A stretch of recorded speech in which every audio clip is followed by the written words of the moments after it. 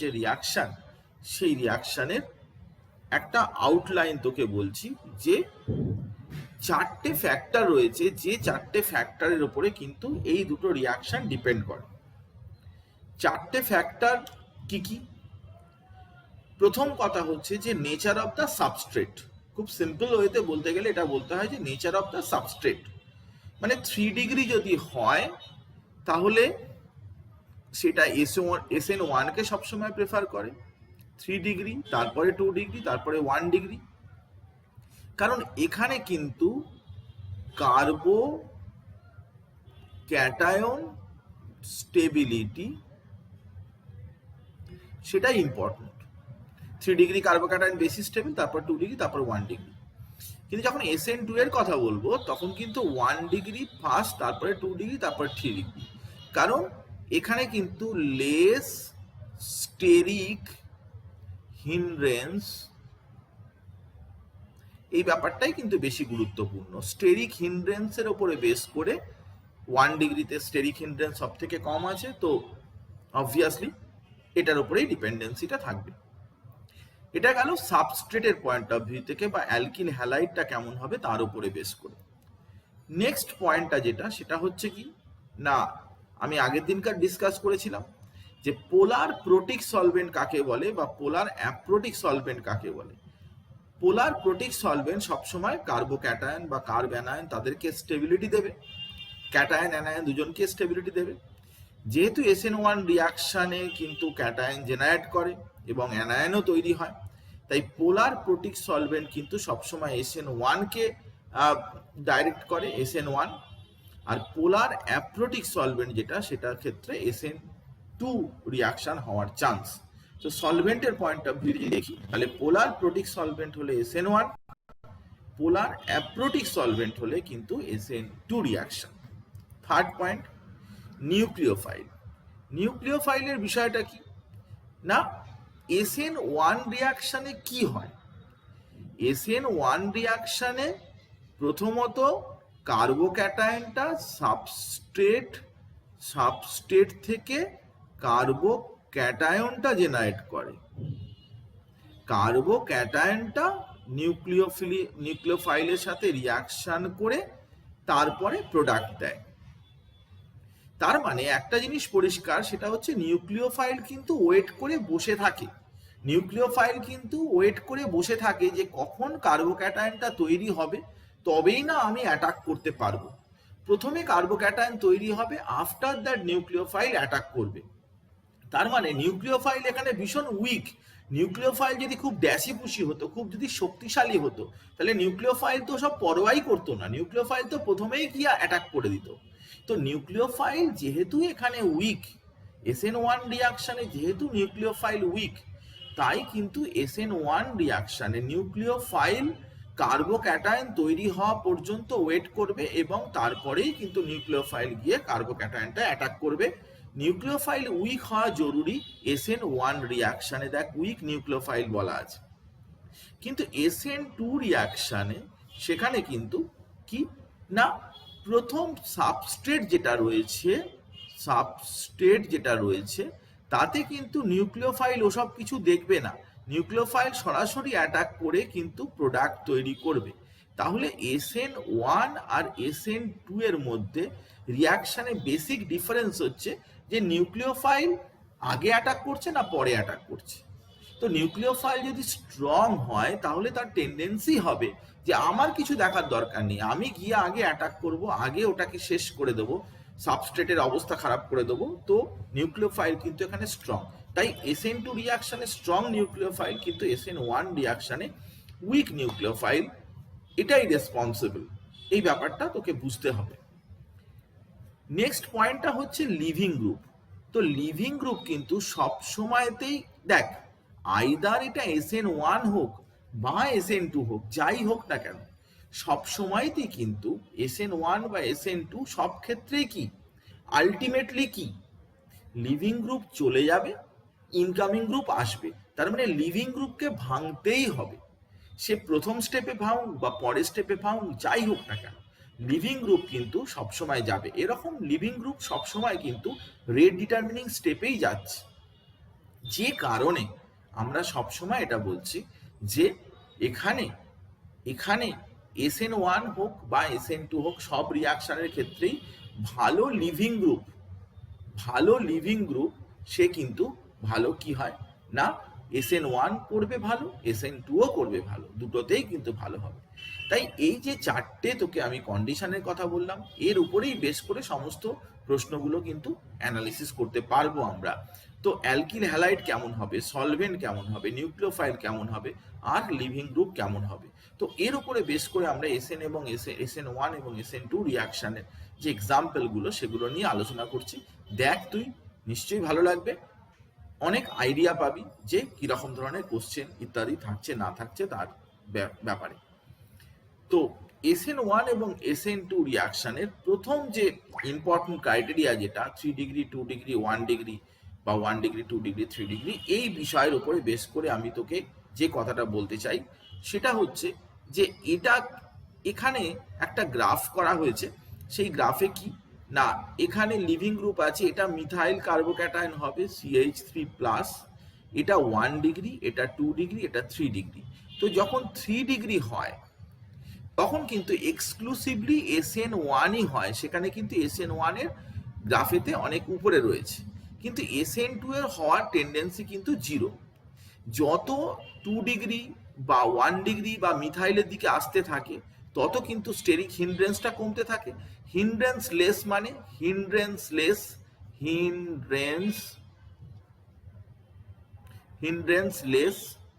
Less মানে হচ্ছে SN2। আর carbocation stability মোর মানে সেক্ষেত্রে কিন্তু SN1। তো ধর আমি যদি 2 ডিগ্রির কথা ভাবি, তাহলে 2 ডিগ্রিতে কিন্তু SN2ও হবে, আবার SN1ও হবে। 2 ডিগ্রিতে SN2ও হবে, SN1ও হবে। কিংবা 1 ডিগ্রি, সেখানেও কিন্তু SN1 হওয়ার টেন্ডেন্সিটাই বেশি, SN2 হওয়ার টেন্ডেন্সিটাই বেশি SN1 হওয়ার চাইতে। তো এখন কার টেন্ডেন্সি বেশি কার টেন্ডেন্সি কম, সে বিষয়গুলো কিন্তু আমরা এখানে আদার যে ফ্যাক্টরগুলো রয়েছে সেই ফ্যাক্টরগুলোর উপরে বেস করে আমরা আলোচনা করতে পারি। কিন্তু সবসময় SN1 এবং SN2 দুটো প্রোডাক্টই হতে পারে, দুটো মেকানিজমই ফলো করতে পারে, কোনো একটা এক্সক্লুসিভ হবে, কোনো একটা কম হবে। কিন্তু যখন আমি 3 ডিগ্রি বা 1 ডিগ্রি করছি তখন একটা রেসপেক্টে আর একটা খুবই কম, নেগলিজেবল। 3 ডিগ্রি যখন করবি তখন SN1ই এক্সক্লুসিভ, 3 ডিগ্রিতে SN1ই এক্সক্লুসিভ, এবং 1 ডিগ্রিতে কিন্তু SN2টা এক্সক্লুসিভ, আবার 1 ডিগ্রিতে SN2টা এক্সক্লুসিভ, আবার 3 ডিগ্রিতে SN1, এরকম ভাবেই গেছে। কিন্তু 2 ডিগ্রি যেটা, সেটাতে কিন্তু SN1 এবং SN2 দুটোই হবে, কিন্তু আদার ফ্যাক্টরগুলোর উপরে বেস করে আমরা তখন বলতে পারবো যে SN1 বেশি করে হবে নাকি SN2 বেশি করে হবে। এই বিষয়টা আমি তোকে বললাম। এখন দেখ যে এই সমস্ত স্যাপারগুলো নিয়ে যখন আমরা আলোচনা করতে যাব, তাহলে একটা ব্যাপার বেরিয়ে এলো যে মোটামুটি মিথাইল বা 1 ডিগ্রি এখানে কিন্তু SN2ই এক্সক্লুসিভ হয়, আর 3 ডিগ্রিতে এটা SN1টাও কিন্তু এক্সক্লুসিভ হয়। যত ঝামেলা হয় 2 ডিগ্রিতে SN1ও হতে পারে, SN2ও হতে পারে। 2 ডিগ্রিতে কিন্তু দুটোরই টেন্ডেন্সি রয়েছে। তো সেই টেন্ডেন্সি নিয়ে আমরা কি করব না করব সেটার কথা আমি তোকে পরে কোশ্চেনের মধ্যে আমি তোকে আলোচনা করছি, আমি তোকে বলছি, তুই দেখ ভালো করে শোন, আমার মনে হয় বুঝতে পারবি। তো যখন আমরা এবার একটা জিনিস বলতে চাইছি যে যখন কিনা SN1 এবং SN2 দুটো হওয়ারই টেন্ডেন্সি আছে, ধর 2 ডিগ্রি, যেটা হচ্ছে 2 ডিগ্রি, তখন কিন্তু আমরা নিউক্লিওফাইলটাকে চুজ করার ক্ষেত্রে চেঞ্জ করে আমরা SN1কে এক্সক্লুসিভ করতে পারি বা SN2কে এক্সক্লুসিভ করতে পারি। কিভাবে? দেখ, যে আমরা যদি নিউক্লিওফাইলটাকে স্ট্রং রাখি, নিউক্লিওফাইল যদি স্ট্রং হয় তাহলে তো সে আগে গিয়ে রিয়াকশন করবে, তাহলে তখন SN2 হয়ে যাবে। কিন্তু নিউক্লিওফাইলটা যদি উইক হয় তখন তাহলে নিশ্চয়ই SN1টাই হবে। তো আমি যে কথা তোকে বলছিলাম যে নিউক্লিওফাইল সে যদি স্ট্রং হয়, তার যদি ক্ষমতা বেশি হয়, তাহলে সে ওয়েট করবে না, কার্বোক্যাটায়ন তৈরি হওয়া পর্যন্ত ওয়েট করবে না। সে আগেই কিন্তু কি অ্যাটাক করে দেবে। কিন্তু নিউক্লিওফাইল যদি উইক হয়, তাহলে সে বসে থাকবে, সে ওয়েট করবে যে কতক্ষণে কার্বোক্যাটায়নটা তৈরি হবে। তো কার্বোক্যাটায়নের থ্রু দিয়ে যাওয়া মানে হচ্ছে SN1 রিয়াকশন। আর কার্বোক্যাটায়ন না হয়েই যদি আগে রিয়াকশন করে যায় তাহলে SN2 রিয়াকশন। তাহলে যখন 2 ডিগ্রি অ্যালকিল হ্যালাইড থাকছে, যখন SN1ও হতে পারে, SN2ও হতে পারে, তখন কিন্তু নিউক্লিওফাইল যদি স্ট্রং হয় তাহলে SN2 হবে, নিউক্লিওফাইল যদি উইক হয় তাহলে SN1 হবে। এই ব্যাপারটা তোকে আমি জানালাম। এটা কিন্তু একটা ইম্পর্টেন্ট ব্যাপার, কারণ আমরা SN1 এবং SN2 এর মধ্যে কম্পিটিটিভ ব্যাপারটা নিয়ে আলোচনা করছি। এখন দেখ, কিছু কোশ্চেন নিয়ে আমি আলোচনা করছি, তুই দেখলেই বুঝতে পারবি যে রেটের যদি আমরা দেখি অনেকগুলো কম্পাউন্ড দিয়ে দেয়, তাদের কার SN1 এর রেট বেশি হবে, কার কম হবে। আমি এরকম জোড়ায় জোড়ায় দুটো করে দিয়েছি, অনেকগুলো কোশ্চেন এরকম ভাবে দিয়েছি। তো compare the rate of SN1 reaction for the following. এদের ক্ষেত্রে SN1 রিয়াকশনের রেটটা আমরা কার ক্ষেত্রে বেশি হবে, কার ক্ষেত্রে কম হবে বলতে বলেছি। তো দেখ, এখানে পরিষ্কারভাবে তুই কয়েকটা জিনিস বোঝার চেষ্টা কর।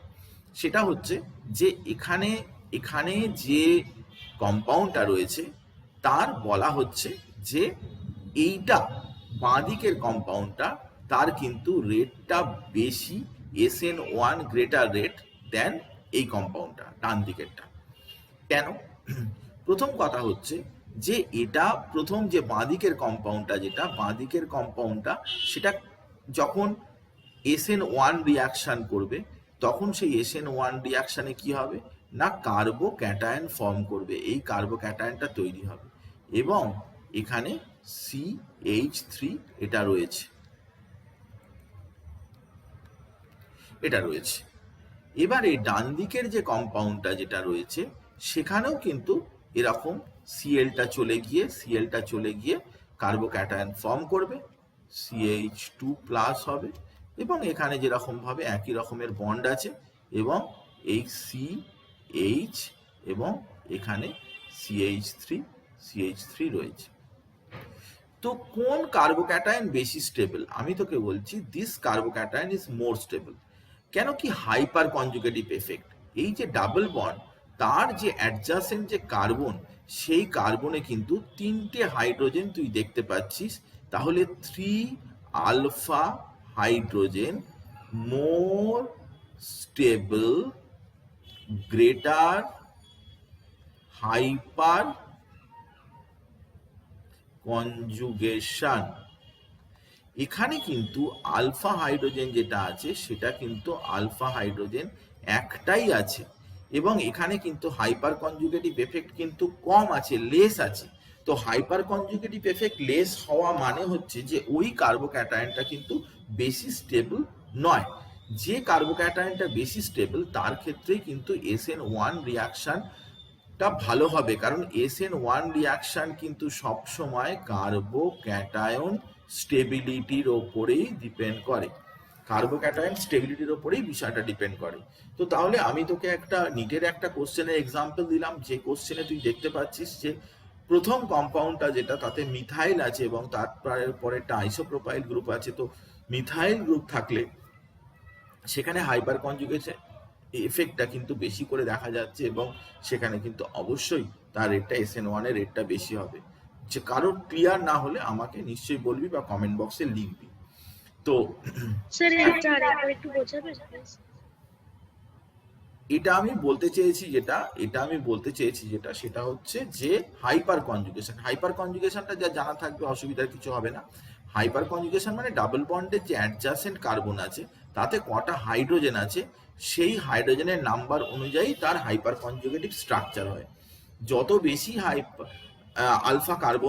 আলফা হাইড্রোজেন থাকে, মানে আলফা কার্বনের সাথে যে হাইড্রোজেন অ্যাটাচ থাকে, যত বেশি থাকবে তত অটোমেটিক্যালি তার হাইপার কনজুগেটিভ স্ট্রাকচার বেশি হবে।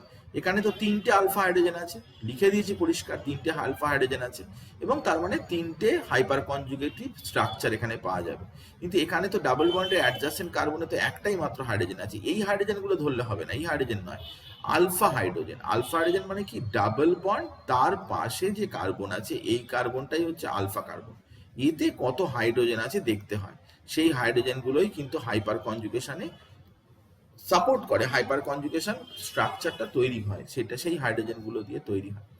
তো অবভিয়াসলি যেটাতে বেশি হাইপার কনজুগেটিভ স্ট্রাকচার হবে, নর্মাল যেটা জেনারেল অর্গানিক কেমিস্ট্রির যে নর্মাল নিয়ম যেটা, সেটার কথাই বলছি আমি, নতুন কোনো কথাই বলছি না। তো হাইপার কনজুগেটিভ স্ট্রাকচার বেশি হবে মিথাইল থাকলে, আইসোপ্রোপাইল বা টার্সিয়ারি গ্রুপ থাকলে অনেক। এখানে কিন্তু ইন্ডাকটিভ এফেক্ট বা এইসব কিন্তু কিছু কাজে লাগবে না। আমি কার্বোক্যাটায়ন থেকে অনেকগুলো কার্বন দূরে থাকলে, 3টে কার্বনের উপরে গেলে কিন্তু ইন্ডাকটিভ এফেক্ট, সব বইতে সব লেখা থাকতে পারে, এসব নিয়ে আমার মাথা ব্যথা নেই, কারণ এসব ভুলভাল জিনিসপত্র অনেক জায়গাতেই লেখা থাকে, সেগুলো নিয়ে কোনো কাজের কথা নয়। এটা overall stability hyper conjugative effect দিয়ে এটা বলতে হবে। তো সেটার কথা আমি তোকে বললাম। নেক্সট আমি তোকে যে জিনিসটা বলবো সেটা হচ্ছে যে এরপরে আরো এখানে দেখ যে এখানে ক্লোরিন আছে, ব্রোমিন আছে, আয়োডিন আছে। তো দেখ আমি তোকে বলেছিলাম যে ভালো লিভিং গ্রুপ কারা, না উইক স্ট্রঙ্গার বেশি ভালো লিভিং গ্রুপ হয়, যাদের বেসিক ক্যারেক্টার বেশি। তাহলে এই তিনটে যদি তুই ধর HCl, তার চাইতে কে বেশি অ্যাসিডিক, না HBr, তার চাইতে কে বেশি অ্যাসিডিক, সেটা হচ্ছে HI। এটা হচ্ছে অ্যাসিডিক ক্যারেক্টারের অর্ডার। তাহলে বেসিক ক্যারেক্টারের অর্ডার কি হবে? বেসিক ক্যারেক্টারের অর্ডার হবে I মাইনাস ভালো বেস হবে, I মাইনাস খারাপ বেস হবে, সরি, যে ভালো অ্যাসিড হয় তার করসপন্ডিং বেসটা উইক হয়, তাহলে Cl মাইনাস ভালো বেস, Br মাইনাস, তারপরে I মাইনাস হচ্ছে কি না এটা সব থেকে উইকার বেস। তো যেটা উইকার বেস হয় সেটাই হয় কি না স্ট্রং নিউক্লিয়, ভালো leaving group, good living group. যে উইকার বেস হয় সে ভালো leaving group, I minus, Br minus, Cl minus, এটা হচ্ছে লিভিং গ্রুপ বা এলজির অর্ডার। ভালো উইক বেস যে হয় সেই কিন্তু ভালো লিভিং গ্রুপ হয়, এটা তুই মনে রাখবি। উইকার বেস, কারণ ভালো বেস মানে ভালো নিউক্লিওফাইল মানে যে আসবে, আর উইকার বেস মানে হচ্ছে যে ভালো লিভিং গ্রুপ। তো লিভিং গ্রুপ এখানে আয়োডিন আর কার্বনের মধ্যে বন্ড স্ট্রেংথ কম আছে, বন্ডটা বড়, বন্ডটা উইক এবং সহজে ভেঙে যাবে।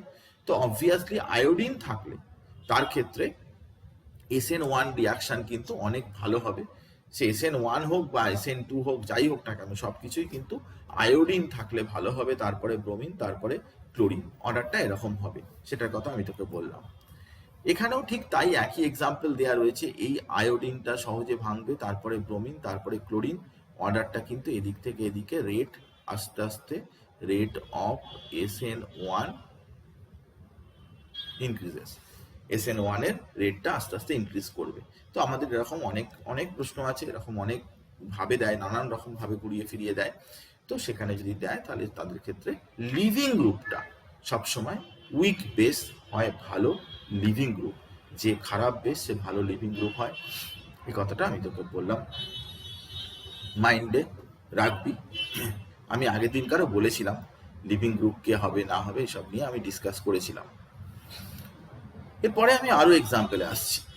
SN1 রিয়াকশনের আরো একটা রেটের কথা বলছি, সেখানেও কিন্তু সেই একই রকমের ব্যাপার, যে ক্লোরিন, ব্রোমিন আর আয়োডিন সে সাইক্লিক চেনে থাকুক, বাইসাইক্লিক থাকুক, স্পাইরো থাকুক, যাই থাকুক না কেন, সব ক্ষেত্রেই কিন্তু লিভিং গ্রুপটা কিন্তু ভালো বেরোলে, লিভিং গ্রুপটা কিন্তু গুড লিভিং গ্রুপ হলে সেখানে কিন্তু SN1 বা SN2 সব ক্ষেত্রে কিন্তু ভালো হবে।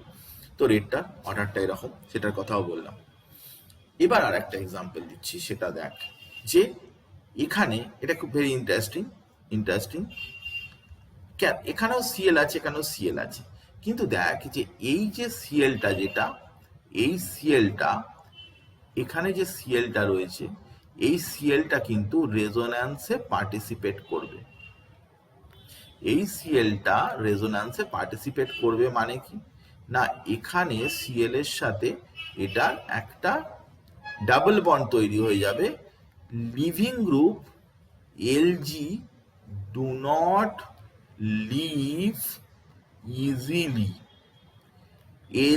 এই লিভিং গ্রুপটা ভালোভাবে লিভ করতে পারবে না, কারণ এ কনজুগেশনে আছে, মানে পাই বন্ড, তারপরে সিঙ্গেল বন্ড, তারপরে লোন পেয়ার। এ কি করবে না রেজোন্যান্স করবে, রেজোন্যান্স করতে পারবে, কিন্তু এটাতে রেজোন্যান্স করতে পারবে না। পাই বন্ড, তারপরে সিগমা বন্ড আছে, আবার একটা সিগমা বন্ড আছে, তারপরে লোন পেয়ার আছে। এ do not take part in resonance.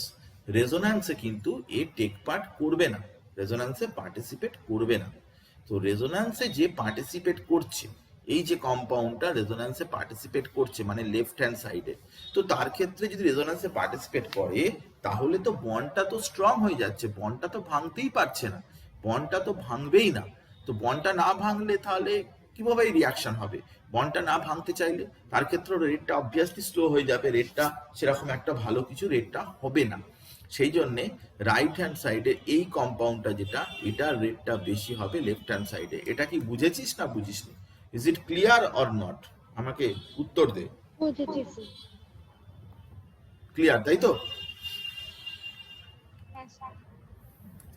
তো আমরা আরো এক্সাম্পল নিয়ে আলোচনা করছি। যেরকম এখানে আরো একটা এক্সাম্পল রয়েছে, দেখ এটা, এটা কি না এটা 3 ডিগ্রি, এটা 3 ডিগ্রি টারশিয়ারি, এটা 2 ডিগ্রি।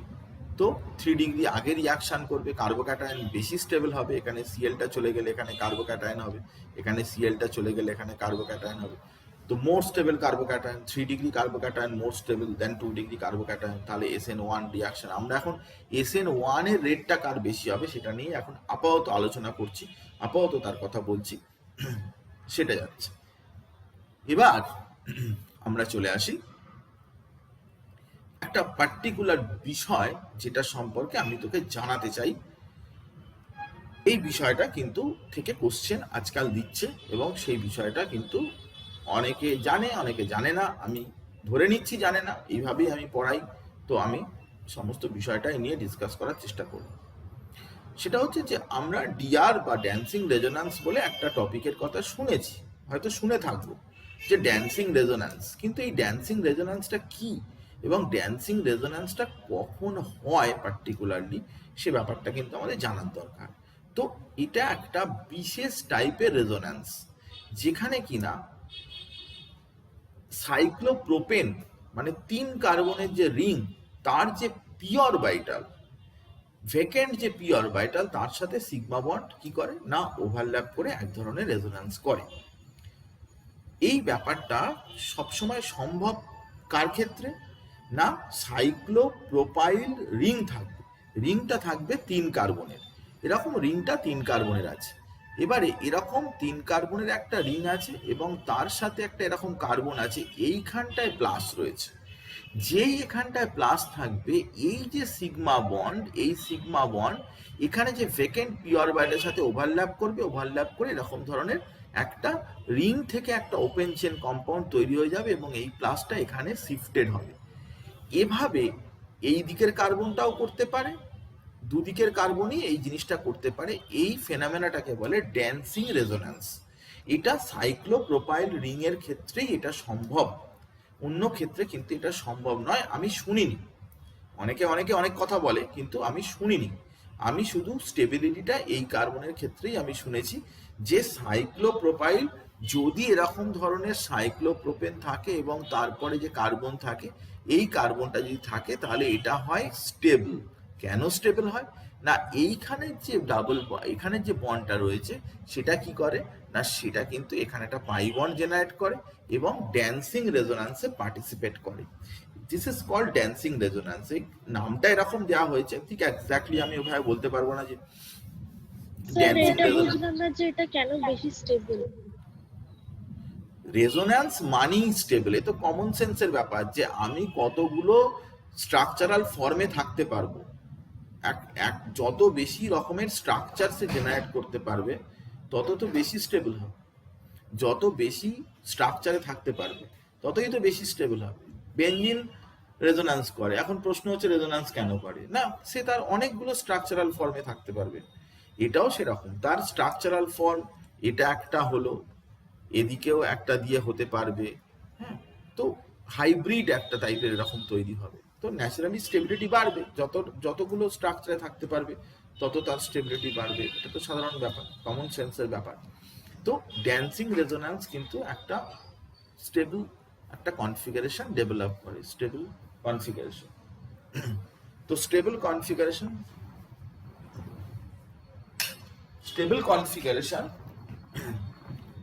হওয়ার জন্য কিছু ঘটনাবলী আছে, তার প্রশ্ন এসছে, নিটের কোশ্চেন এসছে, এবং সেটা নিয়ে আমি তোকে বলছি।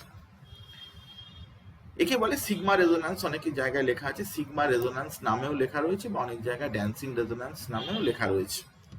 আমি তোকে এই রিলেটেড কোশ্চেন দেখাই, তাহলে তুই বুঝতে পারবি আরো পরিষ্কারভাবে সেটা কি। যে আমি একটা SN1 রিয়াকশনের রেট কম্পেয়ার করতে দিয়েছে, কার বেশি হবে কার কম হবে।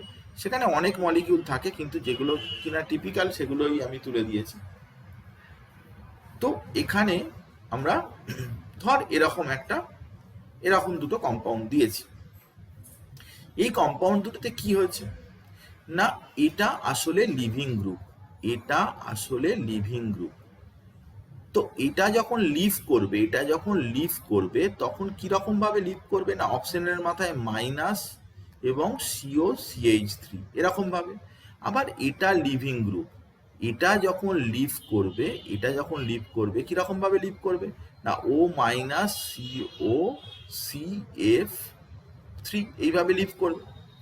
এখন দেখ যে এই দুটো যে লিভিং গ্রুপ যে লিভ করবে, তাতে এই CH3 এর কি আছে না প্লাস আই এফেক্ট আছে, ইলেকট্রন ঠেলে দেয়, কিন্তু CF3 এর মাইনাস আই এফেক্ট, এর হচ্ছে প্লাস আই এফেক্ট, এর হচ্ছে মাইনাস আই এফেক্ট।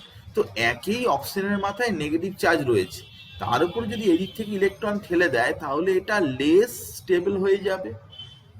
তো লেস স্টেবল মানে এ যেতে চাইবে না, do not want to leave, কারণ এটা তো স্টেবল হচ্ছে না, বেরিয়ে যাওয়ার পরে তো সে স্টেবিলিটি পাচ্ছে না, মানে ভালো লিভিং গ্রুপ না। যেটা বেরিয়ে যাওয়ার পরে স্টেবিলিটি পাবে, এখানে CF3 এটা কি হয়েছে না, এই ইলেকট্রন ধরে টানছে, কারণ অক্সিজেন মাইনাস, এটা CO, C, এখানে তিনটে F আছে, F, এই F গুলো কি করছে, ইলেকট্রন টানছে, তাহলে এর মাথায় যে নেগেটিভ চার্জটা সেটা কিন্তু কি হচ্ছে না স্টেবিলিটি পাচ্ছে, এখান থেকে কিন্তু স্টেবল হয়ে যাচ্ছে, এর অনেক বেশি স্টেবিলিটি ইনক্রিজ করছে। তো স্টেবিলিটি যদি ইনক্রিজ করে যায়, স্টেবিলিটি যদি বেড়ে যায়, তাহলে সে চাইবে বেরিয়ে চলে যেতে, সে রিমুভ হতে চাইবে। তো রিমুভ হতে যদি চায়, সে যদি বেরিয়ে যেতে চায়, তাহলে তো খুব স্বাভাবিক ব্যাপার যে যত বেরিয়ে যেতে চাইবে অটোমেটিক্যালি কিন্তু সেখানে তার ক্ষেত্রে SN1 রিয়াকশন কার্বোক্যাটায়ন তৈরি হবে। এটা যদি বেরিয়ে যায়, এর মাথায় কার্বোক্যাটায়ন পজিটিভ হবে, এটা যদি বেরিয়ে যায় পজিটিভ হবে। তো কোনটা ভালো, বেটার লিভিং গ্রুপ তুই এখন নিজেই বুঝতে পারছিস। তো সেই জন্যে ডান দিকের যে কম্পাউন্ডটা রয়েছে তাতে কিন্তু SN1 রিয়াকশনের পসিবিলিটি, আমি বিভিন্ন রকমের লিভিং গ্রুপ দিয়ে তোকে দেখাচ্ছি। বল যে বুঝতে অসুবিধা হলে আমাকে বল, বুঝতে কোনো প্রবলেম হলে বল, যে বিষয়টা জানতে হবে, থিওরি পার্ট স্ট্রং করতে হবে, তাহলে কিন্তু তুই যে কোনো প্রশ্নের অ্যান্সার করতে পারবি। আমাদের থিওরিটিক্যাল নলেজটা কিন্তু, বেসিক নলেজটা কিন্তু সেটাকে ইনক্রিজ করাতে হবে, ভালো করে বুঝতে হবে। তো এটা কোনো অসুবিধা আছে, এটা কোনো বুঝতে কোনো প্রবলেম আছে? Is it clear? হ্যাঁ স্যার, ক্লিয়ার। আমরা আরো একটা এক্সাম্পল নিচ্ছি। 1 মিনিট দাঁড়া, কেউ বেল বাজিয়েছে, একটু দেখি।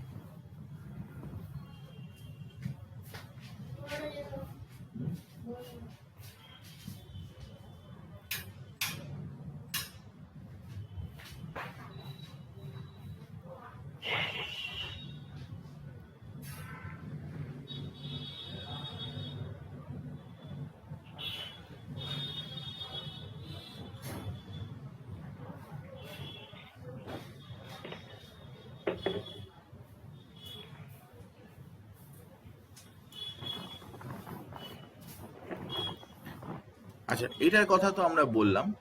নিচের যে কম্পাউন্ডটা, এবার এটার ব্যাপারটা বোঝার চেষ্টা কর। সেটা হচ্ছে যে এই ক্লোরিনটা বেরিয়ে চলে যাবে, তাহলে এই ক্লোরিনটা চলে যাওয়ার পরে তাহলে তাতে এই মাথায় প্লাস আসবে, আর এটাতে ক্লোরিন লিভিং গ্রুপ বেরিয়ে চলে যাবে, তাহলে এখানে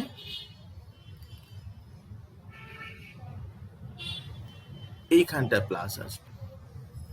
তো আমি কি বলেছি, আমি বলেছি যে এটাতে কিন্তু ড্যান্সিং রেজোন্যান্স হবে, কারণ ড্যান্সিং রেজোন্যান্সটা কিন্তু রিং এর গায়েতেই যে কার্বনটা রয়েছে তাতে যদি প্লাস হয় তাহলে সেই রিং এর বন্ডটা গিয়ে কিন্তু পার্টিসিপেট করে, কিন্তু এখানে রিং এর গায়েতেই কিন্তু এইটা নেই, এই পজিটিভটা কিন্তু একটা কার্বন বাদ দিয়ে রয়েছে। তার মানে এইটা ড্যান্সিং রেজোন্যান্সের জন্য এই কার্বোক্যাটায়নটা কি, এই কার্বোক্যাটায়নটা কিন্তু অবভিয়াসলি স্টেবল কার্বোক্যাটায়ন হয়ে যাবে। ড্যান্সিং রেজোন্যান্স আছে ওখানে, তো স্টেবল কার্বোক্যাটায়ন হবে। কিন্তু এখানে কিন্তু dancing resonance no DR, DR মানে হচ্ছে ড্যান্সিং রেজোন্যান্স, কিন্তু এখানে ডিআর আছে। তো ডিআর থাকলে অটোমেটিক্যালি তার রেটটা কিন্তু এই কম্পাউন্ডের রেটটা কিন্তু বেশি হবে।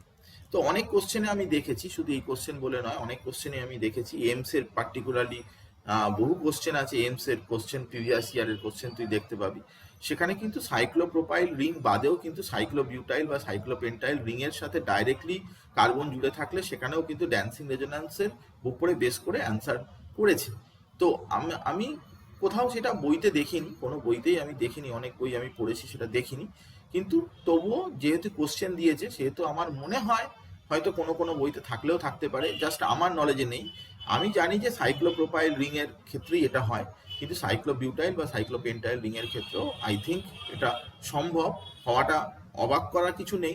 ড্যান্সিং রেজোন্যান্স রিং এর সাথে ডাইরেক্টলি যদি কার্বন অ্যাটমে পজিটিভ চার্জ থাকে তাহলে সেক্ষেত্রে ড্যান্সিং রেজোন্যান্সটা হতে পারে, পসিবিলিটি রয়েছে, সেটা আমি কথাটা বললাম তোকে।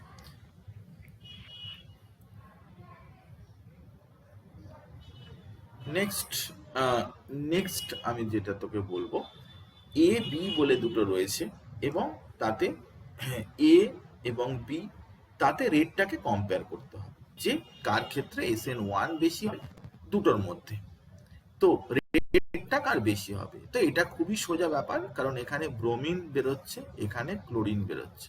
তো ব্রোমিন বেরোনা মানে হচ্ছে যে ব্রোমিন হচ্ছে বেটার লিভিং গ্রুপ, ব্রোমিন হচ্ছে better living group, better LG, এটা কিন্তু অত বেটার নয়।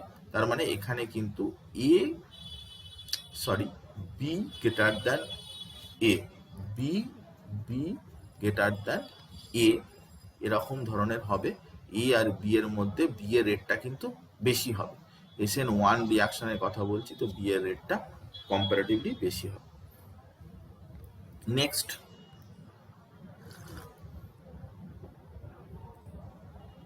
SN1 রিয়াকশনের কথা বলছি, তো এটা তো 3 ডিগ্রি,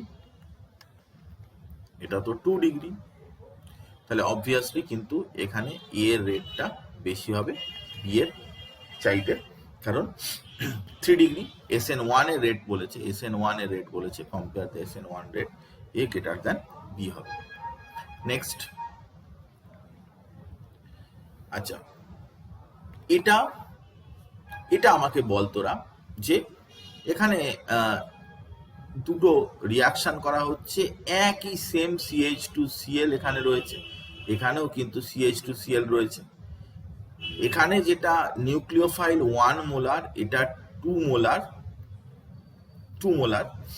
তো এখানে রেটটা কার বেশি হবে, রেটটা কার বেশি হবে, এ গ্রেটার দ্যান বি নাকি বি গ্রেটার দ্যান এ? স্যার আমার মনে হয় বি গ্রেড তো নেই। বি গ্রেটার দ্যান এ, কেন মনে হয় বল? বি গ্রেটার দ্যান এ যদি অ্যান্সার হয় তাহলে কেন মনে হচ্ছে, কি কারণে মনে হলো সেটা তো বলবি আমাকে।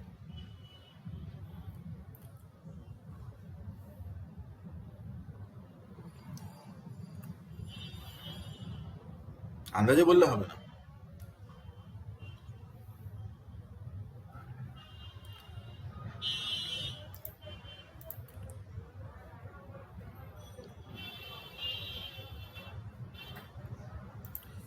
না, কনসেন্ট্রেশন অফ বেস আমি ফলো করিসনি, আমার কথাটাকে ফলো করিসনি।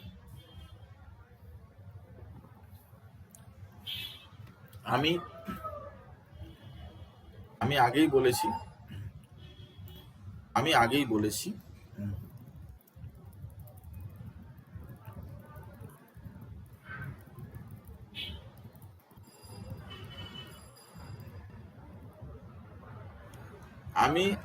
বলেছি যে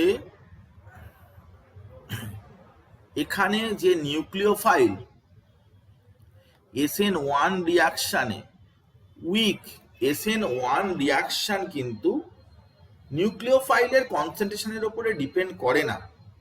নিউক্লিওফাইল 1 মোলার নিলাম কি 2 মোলার নিলাম, this is not so important, because SN1 রিয়াকশনে কার্বোক্যাটায়ন ফরমেশনটাই কিন্তু স্লো স্টেপ।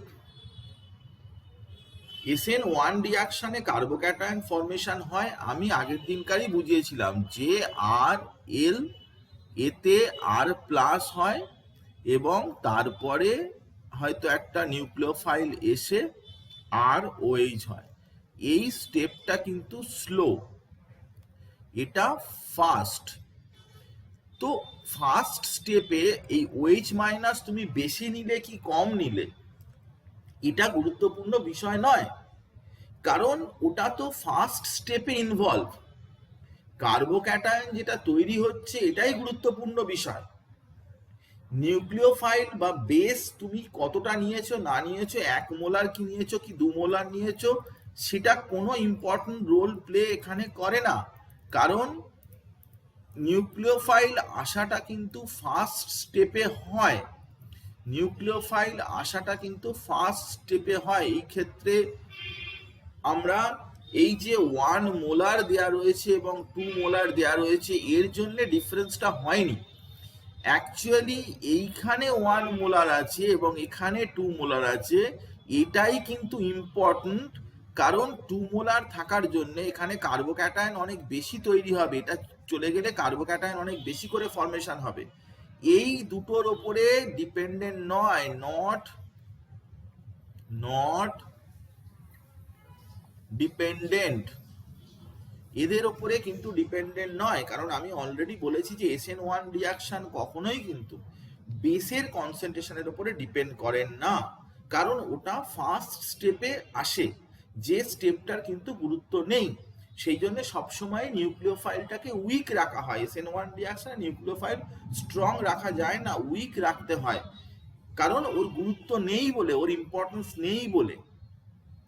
তো অবভিয়াসলি এখানে বি গ্রেটার দ্যান এই হবে, but not due to the concentration of nucleophile, that is due to the concentration of the substrate. যেহেতু এই substrate 2 molar আছে, সেই জন্যে এই বিষয়টা আরো পরিষ্কার বোঝা যায় যখন আরো একটা কোশ্চেন দেয়, নিটেরই কোশ্চেন। সেই কোশ্চেনটা যখন তুই তাকাই আমরা তখনই বুঝতে পারি সেখানে কি আছে না, সেখানে আছে যে এটাও 1 মোলার রাখা রয়েছে এবং এটাও 1 মোলার রাখা রয়েছে, কিন্তু এখানে 1 মোলার আছে, এখানে 2 মোলার আছে। এক্ষেত্রে কিন্তু এর রেটটা বি এর রেট ইকুয়াল হয়ে যায় যখন, তখনই মজাটা বোঝা যায় যে আমরা কি বলতে চাইছি। বেসিক্যালি আমরা এটাই বলতে চাইছি যে সাবস্ট্রেটের কনসেন্ট্রেশনের উপরেই কিন্তু রিয়াকশন রেটটা ডিপেন্ড করে। তো এখানে যখন তুই দেখতে পেলি যে এটা 1 মোলার এবং এটা 1 মোলার আছে, যদি এখানে কিন্তু চেঞ্জ করা আছে 1 মোলার 2 মোলার, তবুও কিন্তু নিউক্লিওফাইলের কনসেন্ট্রেশনের উপরে যেহেতু rate of the reaction depend করে না, তাই সাবস্ট্রেট যেহেতু আমরা একই কনসেন্ট্রেশন রেখেছি, তাই rate of the reaction must be equal. আমি এখন কিছুক্ষণ ধরে যা কথা বললাম সব কথাগুলো বুঝেছিস না বুঝিসনি আমাকে বল।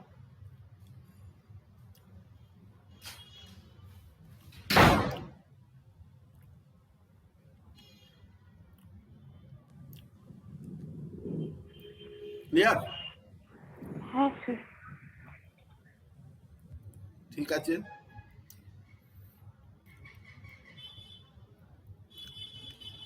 এবারে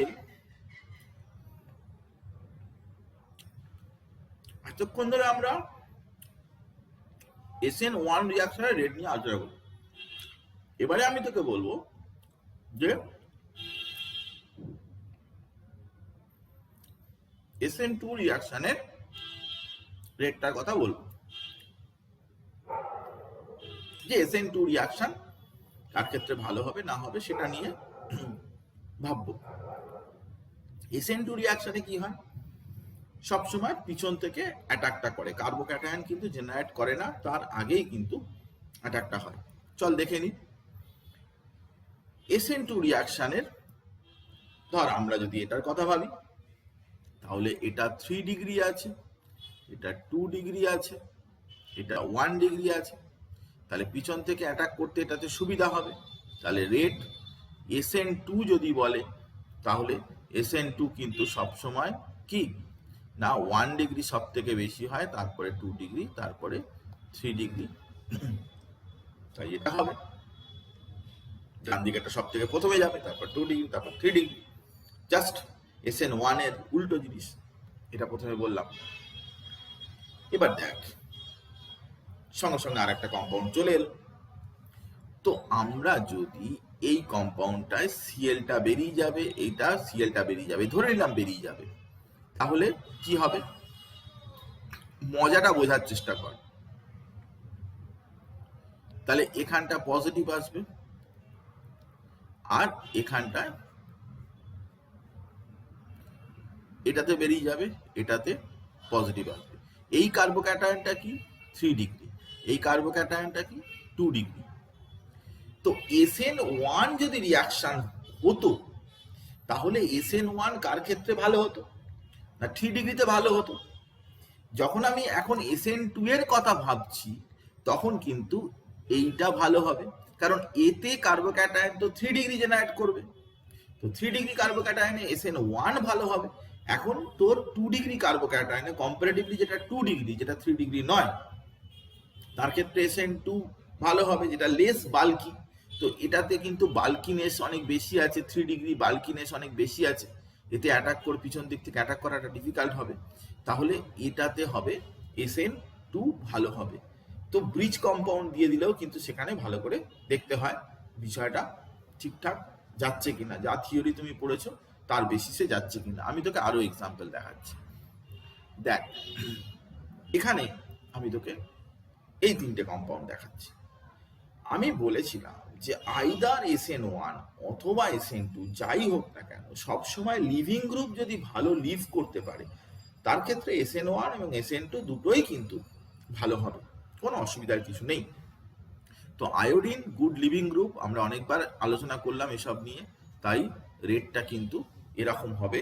SN2 রিয়াকশনের রেট কিন্তু SN1 বা SN2 সব ক্ষেত্রেই এই রেটটা কিন্তু এটাই হবে, লিভিং গ্রুপের ক্ষেত্রে কিন্তু রেটটা এটাই হবে, SN2 রিয়াকশনের রেটটা কিন্তু এটাই হবে।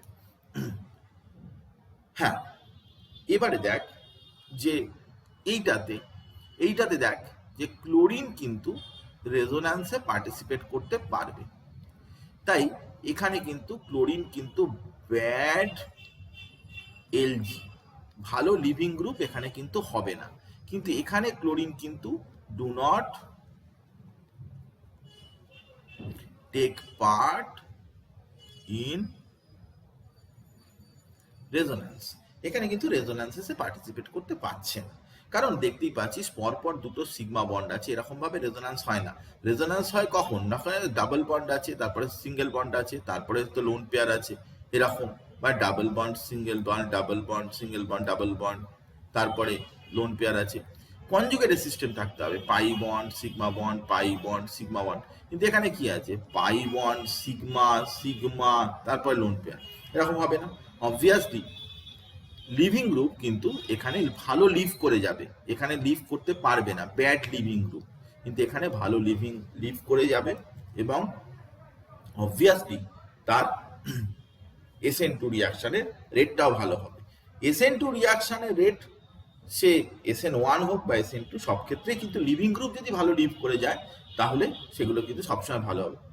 এগুলো এক্সপ্লানেশন যেগুলো আমি বলছি সেগুলো তো তুই এমনি ভিডিওতে তো পেয়ে যাবি, এছাড়াও তুই ভিডিও চালিয়ে পরে ছোট ছোট করে লিখে নিবি, তাহলে কি হবে পড়তে সুবিধা হবে, সবসময় তো আর ভিডিও দেখতে পারবি না, তো পড়তে সুবিধা হবে, কারণ এই ছোটোখাটো থিওরিটিক্যাল কনসেপ্টগুলো কিন্তু জরুরি, এগুলোর উপরে বেস করেই কিন্তু কোশ্চেনগুলো হয়।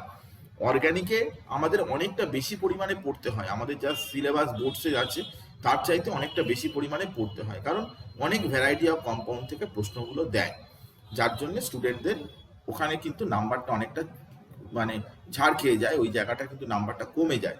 ফিজিক্যাল বা ইনঅর্গানিকে কিন্তু স্ট্রেট কোশ্চেন আসে, কিন্তু অর্গানিকে অনেক কোশ্চেনই কিন্তু স্ট্রেট ওয়েতে কোশ্চেন হয় না, স্টুডেন্ট ভুল করে ফেলতে পারে।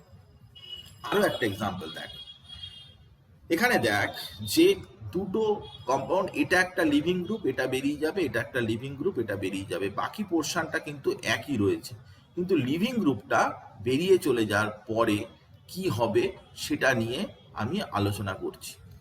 দেখ, লিভিং গ্রুপটা বেরিয়ে চলে যাওয়ার পরে এখানে আমি যদি দেখি তাহলে দেখতে পাবো যে এই যে লিভিং গ্রুপটা যেটা নেগেটিভ হয়ে বেরিয়ে যাবে, এইখানে যে নেগেটিভ হয়ে বেরিয়ে যাবে, এটা রেজোন্যান্স করতে পারবে, এখানেও রেজোন্যান্স করতে পারবে, কিন্তু এখানে দুদিকেই রেজোন্যান্স করতে পারবে, এই উপরের দিকে অক্সিজেনের সাথে রেজোন্যান্স করতে পারবে, আবার নিচের দিকে অক্সিজেনের সাথে রেজোন্যান্স করতে পারবে। অবভিয়াসলি এই যে আয়নটা যেটা, সেটা কি মোর স্টেবল। মোর স্টেবল মানে এটা ভালো বেরোবে, গুড লিভিং গ্রুপ, এটা গুড লিভিং গ্রুপ, এটা comparatively bad living group, comparatively bad LG, bad living group, এবং যে কারণে রেট অফ দ্য রিয়াকশন কিন্তু এই ডান দিকের নানান রকমের লিভিং গ্রুপ দেয়। কোথা থেকে খুঁজে বের করে এইসব লিভিং গ্রুপ, তুই কোশ্চেন পেপার থেকেই আমি দিয়েছি, কোশ্চেন পেপারেই দেখবি, এমস এর কোশ্চেনে অনেক আছে, বা রুটকি ইঞ্জিনিয়ারিং এর পরীক্ষায় বা আইআইটি বিভিন্ন পরীক্ষায় আছে, সেসব জায়গাতেই আছে। তো কোশ্চেন পেপার খুঁজলেই তুই পেয়ে যাবি, নানান রকম ভ্যারাইটি পেতে থাকবি তুই, অসুবিধার কিছু নেই। তো আমি তোকে বললাম যে SN2 রিয়াকশন, সেখানে কিন্তু রেট, যদি SN2 রিয়াকশনের কথা ভাবিস তাহলে রেটটা কিন্তু এভাবেই তুই কম্পেয়ার করতে পারিস। আমি আরো তোকে দেখাচ্ছি, দেখ এখানেও কিন্তু আমরা SN2 রিয়াকশনের রেটটা কম্পেয়ার করছি। তো এ আর বি কে বেশি, বা এ আর বি কে বেশি বলতে হবে। তো আমি তোকে বলেছিলাম যে nucleophilicity directly proportional to the size of atom. Size যদি বড় হয় তার নিউক্লিওফিলিসিটি বেশি হয়, সে বেটার নিউক্লিওফাইল হয় সাইজ বড় হলে। এই কথা আগের দিনকার ক্লাসে আমি আলোচনা করেছিলাম।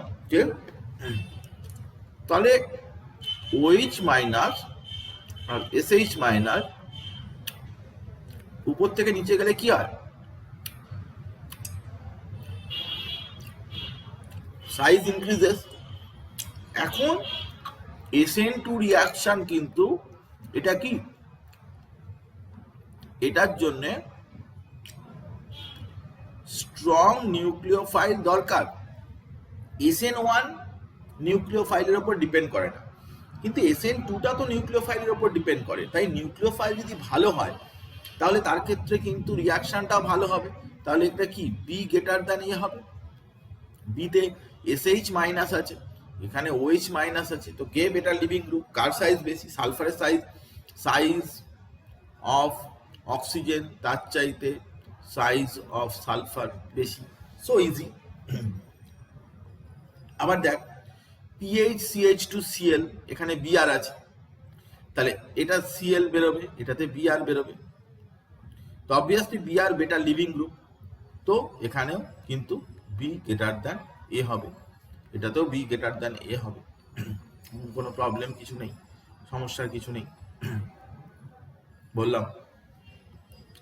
নেক্সট, আচ্ছা এটাতে দেখ সব সেম আছে, এখানেও আমরা SN2 রিয়াকশনের রেটটা বের করব। তো OH মাইনাস এখানে দেওয়া রয়েছে, SH মাইনাস বহু কোশ্চেনে রয়েছে। তো নিউক্লিওফিলিসিটি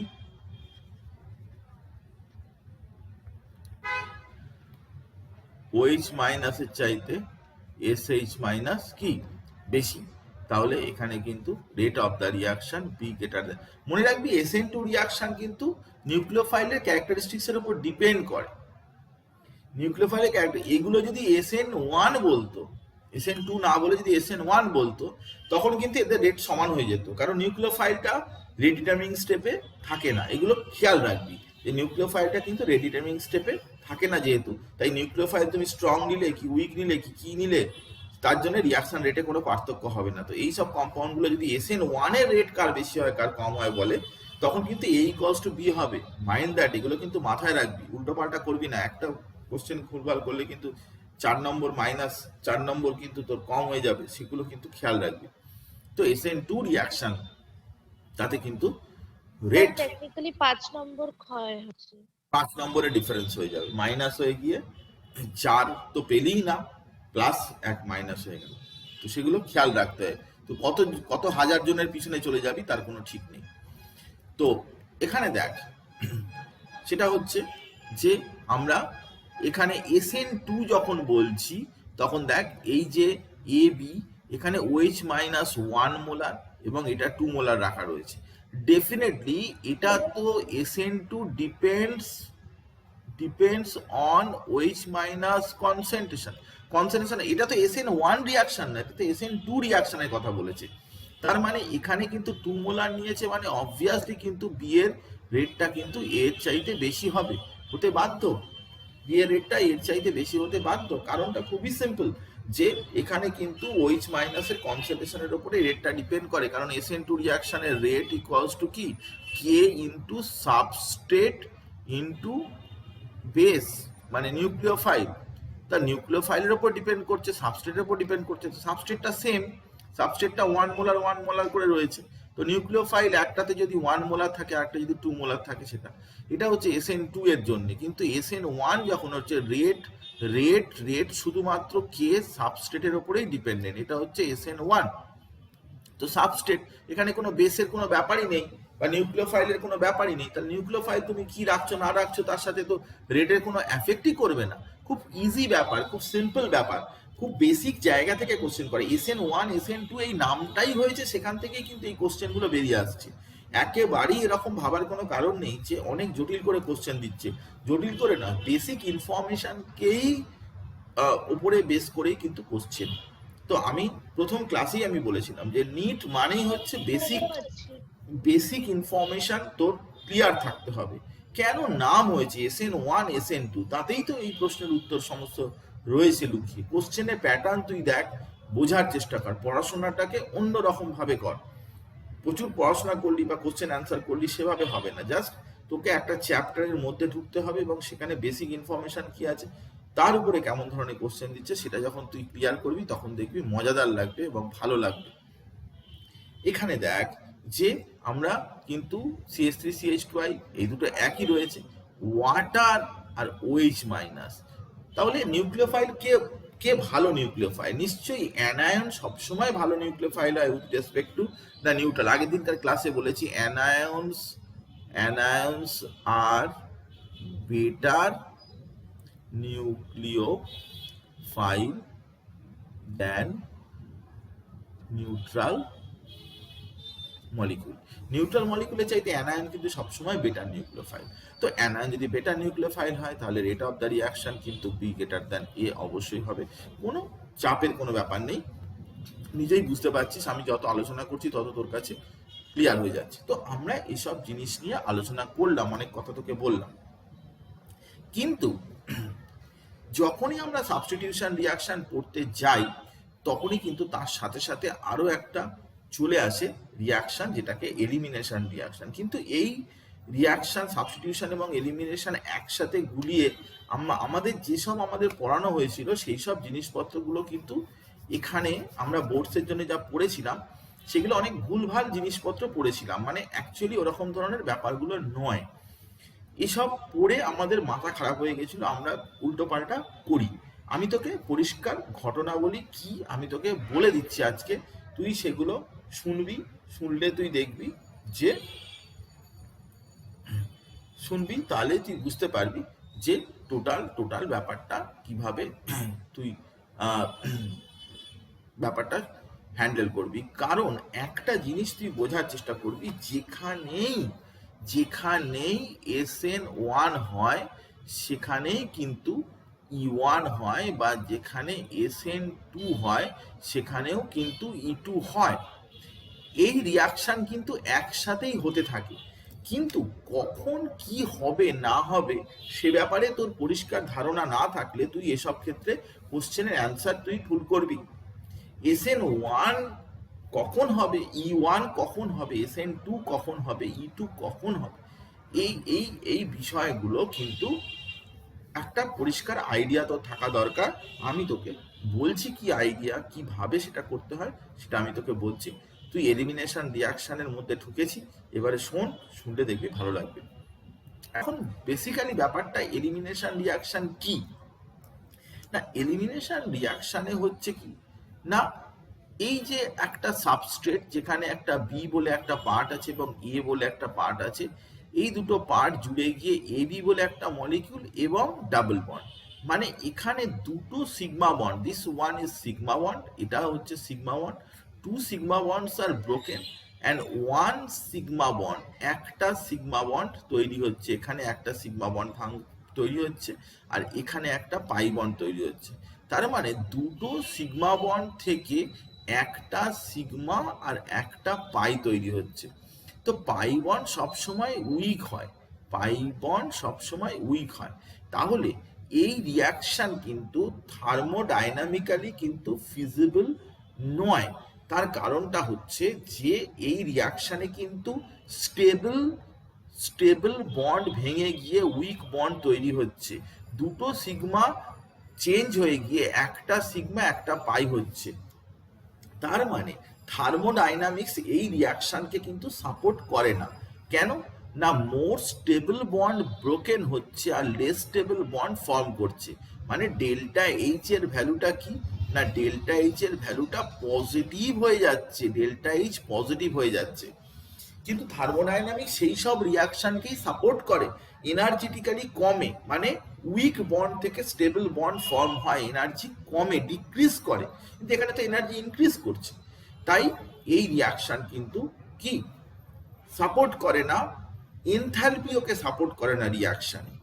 কিন্তু আবার রিয়াকশানে যদি এনট্রপির দিকটা তা ভালো করে তাকাস, তাহলে এখানে একটাই মলিকিউল আছে কিন্তু তার থেকে দুটো মলিকিউল তৈরি হয়েছে। তাহলে একটা মলিকিউল থেকে যদি দুটো মলিকিউল তৈরি হয়, ওয়ান সিঙ্গেল মলিকিউল থেকে যদি টু মলিকিউলস ফর্ম করে, তাহলে সেটা এনট্রপিটা কিন্তু সাপোর্ট করছে, কারণ এনট্রপিটা পজিটিভ হওয়া মানে সেটা সাপোর্ট করা, এনট্রপি পজিটিভ হওয়া মানে সেটা সাপোর্ট করা, যে এনট্রপিটা কিন্তু পজিটিভ এবং এটা সাপোর্ট করছে রিয়াকশনটাকে।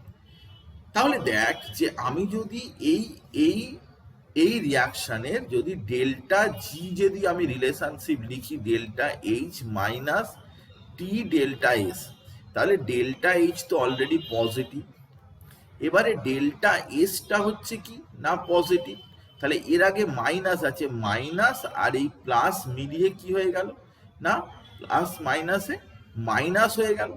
তো যত তুই টিটা বাড়াবি তত দেখা যাবে যে টি ডেল্টা এস যদি গ্রেটার দ্যান ডেল্টা এইচ হয়, তখনই কিন্তু ডেল্টা জিটা কি হবে, নেগেটিভ হবে। এটা থার্মোডাইনামিক্সে আমরা পড়িয়েছি, থার্মোডাইনামিক্সের মধ্যে আলোচনা করেছি, থার্মোডাইনামিক্স অনেক ডিটেলে আমরা ক্লাস করিয়েছি, নিশ্চয়ই মনে আছে। যে টি যদি বেশি হয়, সেই জন্য এলিমিনেশন রিয়াকশন সবসময় হায়ার টেম্পারেচারে করতে হয়, কিন্তু সাবস্টিটিউশন রিয়াকশন টেম্পারেচার হায়ার না হলেও চলবে, টেম্পারেচার হায়ার না হলেও চলবে, লোয়ার টেম্পারেচারে হবে সাবস্টিটিউশন রিয়াকশন, কিন্তু টেম্পারেচার হায়ার রাখতে হবে, তবে এলিমিনেশন রিয়াকশন হবে। This is very very important একটা ইনফরমেশন। আমি আবারও বলছি যে এই যে এলিমিনেশন রিয়াকশন, তাতে কিন্তু এনথালপি পজিটিভ, এনথালপি মানে ডেল্টা এইচ এর ভ্যালুটা পজিটিভ, যেটা কিনা রিয়াকশন সাপোর্ট করে না, থার্মোডাইনামিক্স সাপোর্ট করে না। তাহলে ওখানে এনট্রপিটা কিন্তু পজিটিভ, যেটাকে সাপোর্ট করে, তাহলে এনট্রপি সাপোর্ট করছে কিন্তু এনথালপি সাপোর্ট করছে না। তাহলে তাকে স্পন্টেনিয়াস কি করে করা যেতে পারে না, তুমি যদি টেম্পারেচার বাড়িয়ে দাও, তাহলে টি ডেল্টা এস এর ভ্যালু যদি ডেল্টা এইচ এর চাইতে বেশি হয়, T delta S when greater than delta H, তখনই কিন্তু ডেল্টা জি এর ভ্যালুটা কি হয়ে যাবে না, গিবস ফ্রি এনার্জি তার ভ্যালুটা কিন্তু নেগেটিভ আসবে। তো গিবস ফ্রি এনার্জি ভ্যালুটা যদি নেগেটিভ আসে, অবভিয়াসলি কি হবে না, রিয়াকশনটা স্পন্টেনিয়াসলি রান করতে থাকবে। তো এলিমিনেশন রিয়াকশন অ্যাপারেন্টলি এই রিয়াকশনটা হওয়ার কথা নয়, কিন্তু রিয়াকশনটাতে টেম্পারেচার বাড়িয়ে কিন্তু রিয়াকশনটা করা যেতে পারে। সাবস্টিটিউশন রিয়াকশনের ক্ষেত্রে কিন্তু এই ধরনের ঝামেলা নেই, খুবই ইম্পর্টেন্ট কথা, এবং আমি তোকে খুব অল্প কথা 3টে সেন্টেন্সের মধ্যে আমি তোকে বললাম থার্মোডাইনামিক্স অফ এলিমিনেশন রিয়াকশন, আমি তোকে বুঝিয়ে দিলাম। যদি না বুঝিস অবশ্যই আমাকে বলবি, কিন্তু এর থেকে কোশ্চেন দেয়, এর থেকে স্টেটমেন্ট টাইপের কোশ্চেন থাকে যে এলিমিনেশন রিয়াকশনে এনথালপি কমে না বাড়ে, এন্ট্রপি বাড়ে না কমে, ওভারঅল রিয়াকশনে জি কি হয়, অল দ্য ট্রু, এটা এ আর বি ট্রু, এরকম ধরনের অনেক রকমের কোশ্চেন দেয়। তো সেই ইনফরমেশন থেকে আমি তোকে এগুলো বলছি, এগুলো জানাচ্ছি। এবং এটা তুই মনে রাখবি যে লাস্টের যে কথাটা, সেই কথাটাই কিন্তু গুরুত্বপূর্ণ কথা হয়ে দাঁড়াচ্ছে, যে elimination reacts place at higher temperature in elimination reaction entropy increases. এই জন্য এটাকে বলে entropy driven reaction. Elimination reaction কিন্তু এন্ট্রপি সাপোর্টের জন্যই কিন্তু রিয়াকশনটা হয়, এনথালপি কিন্তু রিয়াকশনটাকে সাপোর্ট করে না। বন্ড সবসময় এটা হয় না যে উইক বন্ড ভেঙেই স্ট্রং বন্ড হবে, এটা সবসময় হয় না। অনেক সময় হয় যে স্ট্রং বন্ড ভেঙেও উইক বন্ড হয়ে যেতে পারে। এলিমিনেশন রিয়াকশনই তার একটা প্রমাণ।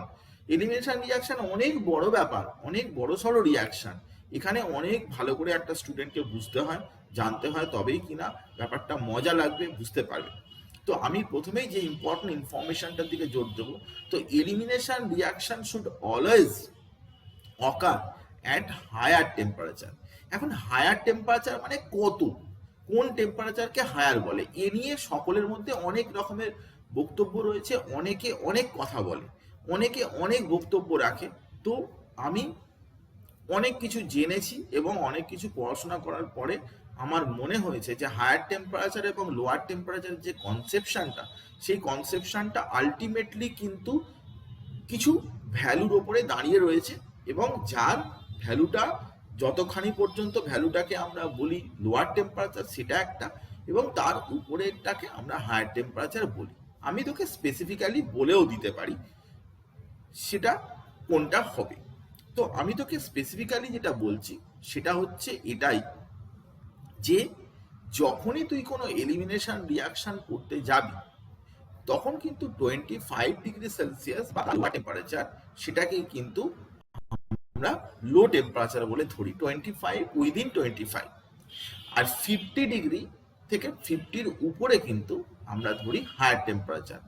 কথাটা বোঝার চেষ্টা কর যে 25 বা তার চাইতে কমকে লোয়ার টেম্পারেচার বলে, 50 থেকে 50-র উপরে পর্যন্ত যা কিছু টেম্পারেচার সব হায়ার টেম্পারেচার। হায়ার টেম্পারেচারের লেভেলটাকে 50 ধরা হয়। এখন 25 থেকে 50 ব্যাপারটা কি, this is called border line. এটাতে এটাও হতে পারে, ওটাও হতে পারে, এই ধরনের রিয়াকশনও হতে পারে, ওই ধরনের রিয়াকশন হতে পারে, কেউই বলতে পারবে না স্পেসিফিক্যালি কি হবে। সবসময় কেমিস্ট্রিতে কিছু কিছু এরকম বর্ডার লাইন ব্যাপার থাকে। তো আমি তোকে বললাম যে 25° এবং তার লোয়ারটা হলে কিন্তু তাকে লো টেম্পারেচার বলে, 50 এবং তার হায়ারটা হলে কিন্তু হায়ার টেম্পারেচার বলে। তো এটা তুই মাথায় রাখবি, তাহলে কিন্তু তোর আর কোনো অসুবিধা হবে না। আমি সমস্ত কোশ্চেন দেখেছি, অ্যানালিসিস করেছি, এবং আর কোনো অসুবিধা হবে না। এবার দেখ, আমরা একটা এলিমিনেশন রিয়াকশন নিয়ে আলোচনা করছি। তো এলিমিনেশন রিয়াকশনের প্রথম স্টেপটা কিন্তু E1 রিয়াকশনের প্রথম স্টেপটা কিন্তু SN1 রিয়াকশনেরই মতো, যে ক্লোরিন সে কিন্তু বেরিয়ে চলে যাচ্ছে, ক্লোরিন লিভিং গ্রুপ বেরিয়ে চলে যাচ্ছে। তো ক্লোরিন যেই বেরিয়ে চলে যাবে তখনই কিন্তু কার্বো ক্যাটায়ন তৈরি হবে, কার্বো ক্যাটায়ন তৈরি হবে। এই কার্বোক্যাটায়ন তৈরি হওয়ার পরের স্টেপটা কি, দেখ, this is very much interesting. Carbocation তৈরি হওয়ার পরের স্টেপটা কি, তো দেখ, এখানে যেহেতু হিট মানে এখানে হাই টেম্পারেচার রাখা হয়েছে, তাই হায়ার টেম্পারেচারে কি হবে না, সাবস্টিটিউশন হবে না। মানে কি না, নিউক্লিওফাইল এসে এখানে অ্যাটাক করবে না, তার পরিবর্তে কি হবে না, আলফা পজিশনের যে হাইড্রোজেন আছে, আলফা হাইড্রোজেন, সে কিনা হাইপার কনজুগেশনে পার্টিসিপেট করবে, এরকম ডাবল বন্ডেড কম্পাউন্ড তৈরি হবে। আলফা হাইড্রোজেন এদিকেও আছে, এদিকেও আছে, এদিকেও আছে আলফা হাইড্রোজেন, তাহলে এদিক থেকেও যেতে পারে, মানে এই প্রোডাক্টটাও তৈরি হতে পারে, এই প্রোডাক্টটাও তৈরি হতে পারে। এখন কোন প্রোডাক্টটা তৈরি হবে বেশি করে, এখানেও ডাবল বন্ড আসতে পারে বা এই সাইডেও ডাবল বন্ড আসতে পারে, সেটা বোঝার জন্যে দেখতে হবে যে ওই ডাবল বন্ডেড কম্পাউন্ডে টোটাল আলফা হাইড্রোজেন কতগুলো আছে। দেখ, এটা হচ্ছে ডাবল বন্ডেড পার্ট, তার আলফা পজিশন হচ্ছে এটা, তার আলফা পজিশন হচ্ছে এটা, তাহলে এখানে 3 2 5টা আলফা হাইড্রোজেন রয়েছে। কিন্তু এটা হচ্ছে ডাবল বন্ডেড পার্ট, তার এখানে এখানে এটা CH3 হবে, এখানে মানে 3টে জায়গাতেই আলফা কার্বন রয়েছে, তাহলে 9টা আলফা হাইড্রোজেন রয়েছে। তার মানে এই প্রোডাক্টটা হবে কি, মেজর, এই প্রোডাক্টটা হবে মেজর আর এইটা হবে মাইনর। তো এলিমিনেশন রিয়াকশনের সাথে সাবস্টিটিউশন রিয়াকশনটাকে তুই কম্পেয়ার কর জাস্ট। এলিমিনেশন এবং সাবস্টিটিউশন দুটোতেই কিন্তু প্রথম স্টেপে কার্বোক্যাটায়নটাই জেনারেট করে, কার্বোক্যাটায়নটা তৈরি হয়, কার্বোক্যাটায়নটা তৈরি হয়, কার্বোক্যাটায়নটা তৈরি হয়, কার্বোক্যাটায়নটা তৈরি হয়। কিন্তু পরের স্টেপটা যেটাতে নিউক্লিওফাইল এসে অ্যাটাক করতে পারতো, লো টেম্পারেচার হলে এটা সম্ভব, কিন্তু হাই টেম্পারেচারে এলিমিনেশন রিয়াকশন যেহেতু ফলোড হচ্ছে, তাই কিন্তু সেখানে আলফা পজিশন থেকে হাইড্রোজেন বেরোবে এবং হাইপার কনজুগেশনের দিক দিয়ে ওটা ঠিক হবে। আমি তোকে স্পেসিফিক্যালি বলেই দিচ্ছি, তার সেটা হচ্ছে কি না, ফার্স্ট স্টেপ SN1 এবং E1 আর সেম, মানে কার্বোক্যাটায়ন ফরমেশন। কিন্তু সেকেন্ড স্টেপটা কি না, সেকেন্ড স্টেপে SN1 and E1 is different. E1 A hyper conjugation হবে আলফা হাইড্রোজেন থেকে, কিন্তু SN1 এ নিউক্লিওফিলিক অ্যাটাক হবে। This is very much important, এইটা কিন্তু মনে রাখবি। এবং এলিমিনেশন রিয়াকশনটা হায়ার টেম্পারেচারে হবে, আর SN1 elimination, SN1 E1 SN1 কিন্তু লোয়ার টেম্পারেচারে হবে। তো এই ব্যাপারটা খেয়াল রাখবি, এই ব্যাপারটা মাথায় রাখবি যে E1 এবং SN1 তার প্রথম স্টেপটা কিন্তু সেম, কিন্তু সেকেন্ড স্টেপে এক জায়গায় হাইপার কনজুগেশন হবে আর এক জায়গায় নিউক্লিওফিলিক অ্যাটাক হবে। হাইপার কনজুগেশন কিন্তু খুব ইম্পর্টেন্ট একটা হাইপার, আমরা জিওসি ওখানে পড়াচ্ছি, 11-এর ব্যাচে পড়াচ্ছি জিওসি, এবং সেখানে আইসোমার পড়ানো হচ্ছে, আইসোমার খুব ইম্পর্টেন্ট পার্ট। তারপরে আমরা জিওসিতে চলে যাব, সেখানে হাইপার কনজুগেশন পড়া হবে। হাইপার কনজুগেশনের অ্যাপ্লিকেশন কেমিস্ট্রিতে মারাত্মক। হাইপার কনজুগেশন খুব সবাই অত ভালো করে পড়ে না, কিন্তু কেমিস্ট্রিতে খুব বেশি হাইপার কনজুগেশনের তার অ্যাপ্লিকেশন আছে। হাইপার কনজুগেশন ওখানেও আমরা অনেক কিছু পড়াই হাইপার কনজুগেশনের উপরে, এবং সেটা যখন পড়াবো তখন ক্লাসটা করে নিবি, তাহলে আরেকবার ভালো করে বুঝতে পেরে যাবি।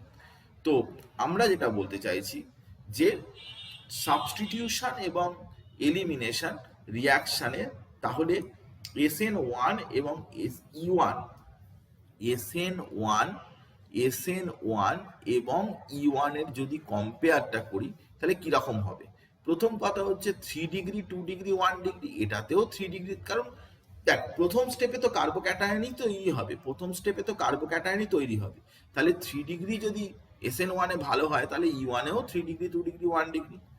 এখানে উইক নিউক্লিওফাইল, এখানে নিউক্লিওফাইল, এখানে এটা এটা দেখার দরকার নেই, এটা খুব একটা ভালো মতো আমি মনে করছি না।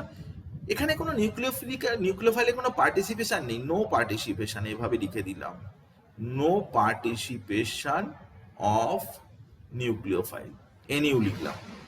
আচ্ছা, এখানে যেহেতু ক্যাটায়ন অ্যানায়ন তৈরি হচ্ছে, তাহলে পোলার প্রোটিক সলভেন্ট, এখানেও পোলার প্রোটিক সলভেন্ট, শুধু ডিফারেন্সটা এই জায়গাটা দেখ, লো টেম্পারেচার, এখানে কিন্তু হাই টেম্পারেচার, ডিফারেন্সটা এই জায়গাতেই রয়েছে SN1 এবং E1 এর মধ্যে। তুই ভালো করে খেয়াল করে, তোকে প্রশ্ন যখন জিজ্ঞাসা করবে নাস্তানাবুদ করে দেবে, তুই বুঝতেই পারবি না যে কোন রিয়াকশন হবে না হবে।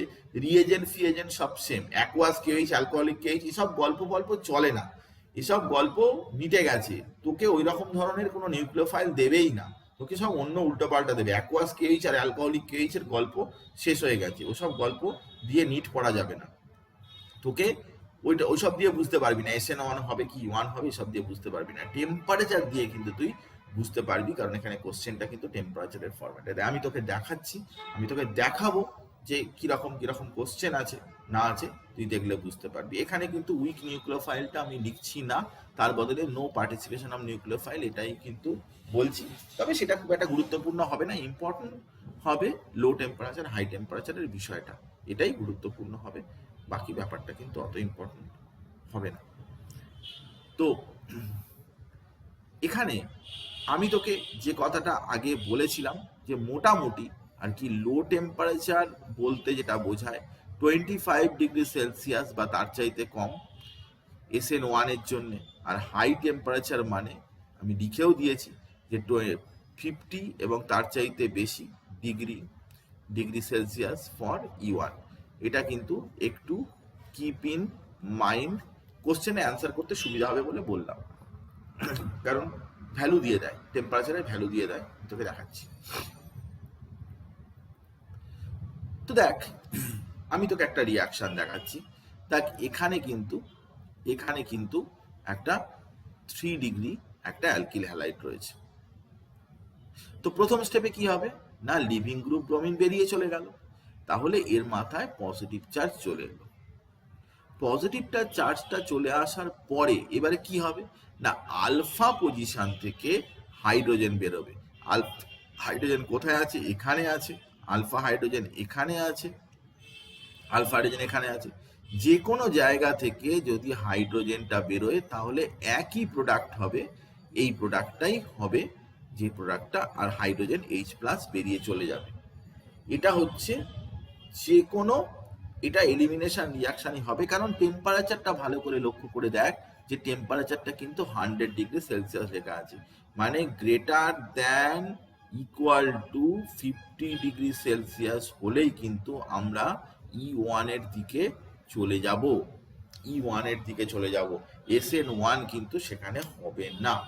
এখানে আমি এই এক্সাম্পলটার কথা বললাম। 100 ডিগ্রি সেলসিয়াস এই টেম্পারেচারটা কিন্তু ভেরি ভেরি ইম্পর্টেন্ট ফ্যাক্টর, কারণ না হলে এটা যদি এই রিয়াকশনটাই যদি তোকে বলতো যে জল 10 ডিগ্রি সেলসিয়াস, তাহলে তুই এটা লিখতিস এরকম, এটা SN1 রিয়াকশন দেখাতো, আর এটা E1 রিয়াকশন দেখাচ্ছে।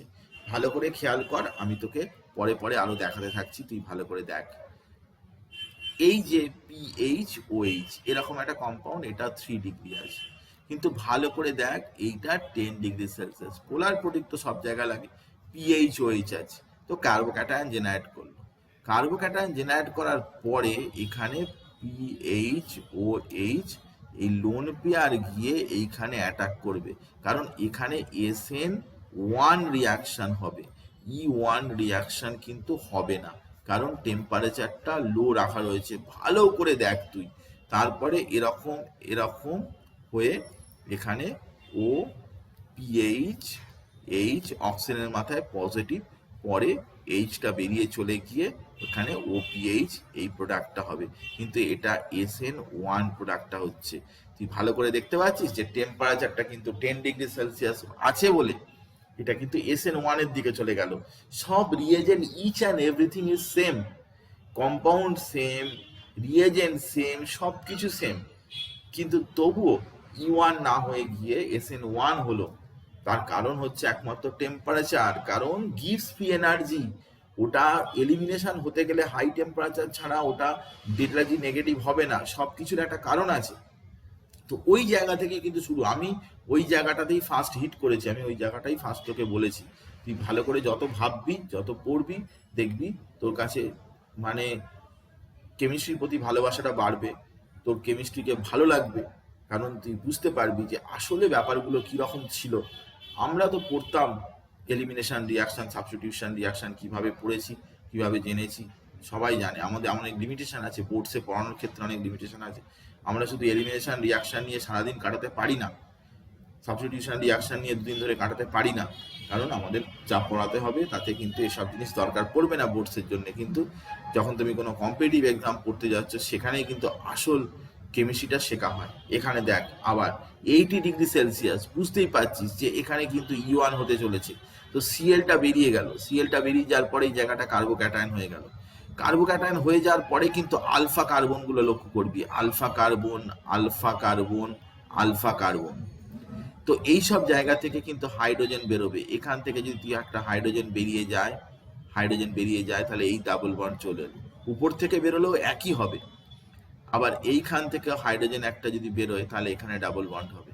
এখন এইটা মেজর বলা হচ্ছে, এই যে এই কম্পাউন্ডটা মেজর বলা হচ্ছে। কেন কেন বলা হচ্ছে আমি তোকে দেখাচ্ছি কেন বলা হচ্ছে, ভালো করে তুই শুনে নে। যে এলিমিনেশন রিয়াকশনে মেজর প্রোডাক্ট হয় সেটাই যার কিনা আলফা পজিশনে ডাবল বন্ডেড পার্টের সাথে আলফা পজিশনে বেশি হাইড্রোজেন থাকবে। দেখ এই ডাবল বন্ডেড পার্ট, এর আলফা কি এইটা, এর আলফা কি এটা, এর আলফা কি এটা। এখানে কটা হাইড্রোজেন আছে? না, এখানে দুটো হাইড্রোজেন আছে। এখানে কটা হাইড্রোজেন আছে? এখানে তিনটে হাইড্রোজেন আছে। এখানে কটা হাইড্রোজেন আছে? দুটো। তাহলে এখানে টোটাল কটা আলফা হাইড্রোজেন আছে? ভালো করে দেখ, 3 2 5 2 7, 7টা আলফা হাইড্রোজেন আছে। কিন্তু এখানে এই ডাবল বন্ডের পার্টটা হচ্ছে এটা, এর সাথে এই কার্বনটা রয়েছে। এই কার্বনটা হচ্ছে আলফা কার্বন, কটা হাইড্রোজেন? দুটো হাইড্রোজেন। এই কার্বনটা হচ্ছে আলফা কার্বন, কটা হাইড্রোজেন? দুটো হাইড্রোজেন। তো এখানে কিন্তু আলফা হাইড্রোজেনের নাম্বার হচ্ছে 4টে।